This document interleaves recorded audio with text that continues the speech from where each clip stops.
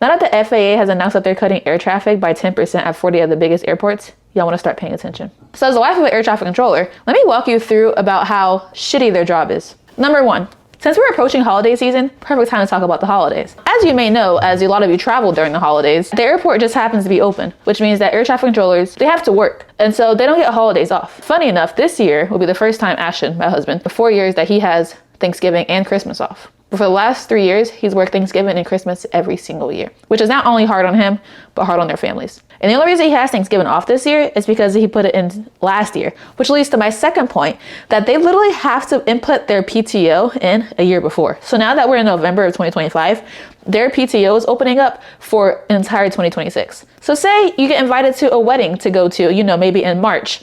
Yeah, that PTO wasn't put in, so you can't go, or y'all can't go together. So anything last minute that pops up throughout the year, or not even last minute, something that's planned in January, if that wasn't known by the November before, you're probably not going. Number three, the hours are awful. Like, I've never heard of a job that has hours this bad. And if you're at a job that has hours that are worse, shout out to you. So let me just walk you through what a month of his schedule looks like. And this is aside from the government shutdown, nothing to do with the shutdown.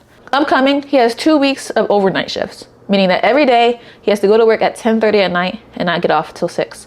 Then he has 2 weeks of evening shifts, meaning he has to go to work somewhere between 2 and 4 and not get off till about 10 to midnight.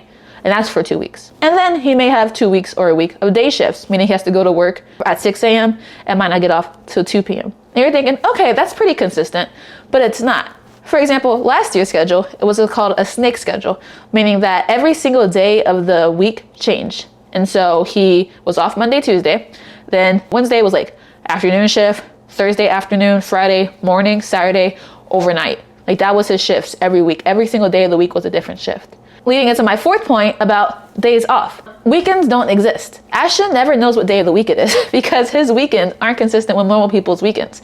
So last year, his off days were Monday, Tuesday. This year is Thursday, Friday. And so it's a little better. Most people make plans on the weekends, but he has to work every weekend. The off days do get better the longer you're in.